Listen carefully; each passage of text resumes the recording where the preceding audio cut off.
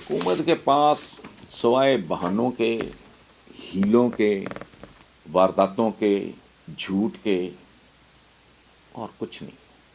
Otherwise نہ یہ نوبت آئے، نہ یہ نوبت آتی، نہ وہ نوبت آئے گی جو آنی ہے. یہ ہر قیمت پہ جان چھڑائیں گے، الیکشن سے یہ بھاگیں گے، بڑکیں لگائیں گے، لمبی لمبی ماریں گے، لمبی لمبی چھوڑیں گے.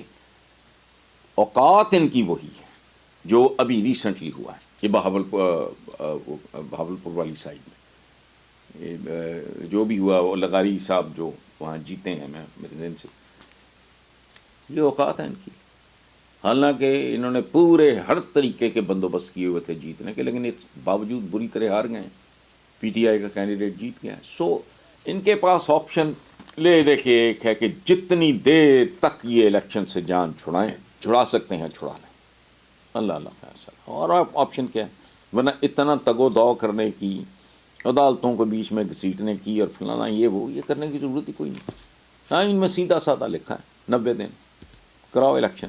لیکن پتہ ہے، اور ان کو یہ نہیں پتہ کہ جوں وقت گزرتا جائے گا، عوام ان سے اتنا ہی زیادہ متنفر ہوں گے اور اتنا ہی زیادہ ان سے انتقام لیں گے.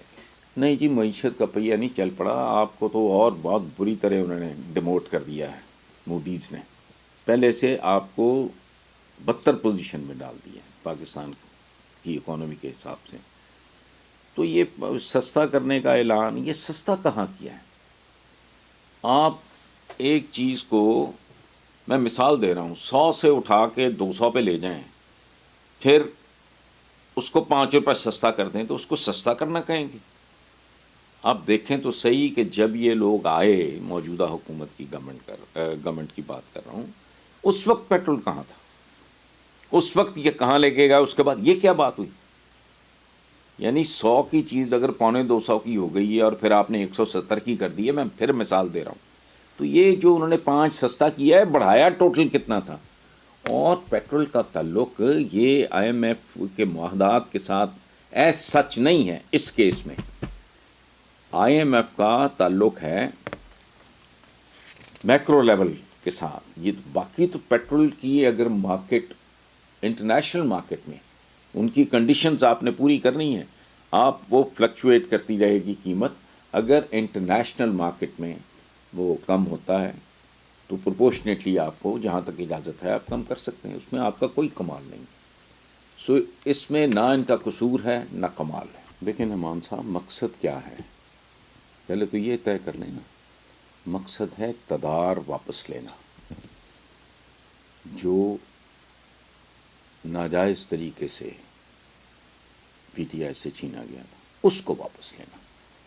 سو اس کی طرف قدم بقدم بڑھنا اپنی جگہ پہ، لیکن اس میں سے کسی ایک قدم کے بارے میں یہ کہنا کہ مقصد حاصل کر لیا، وہ غلط ہے.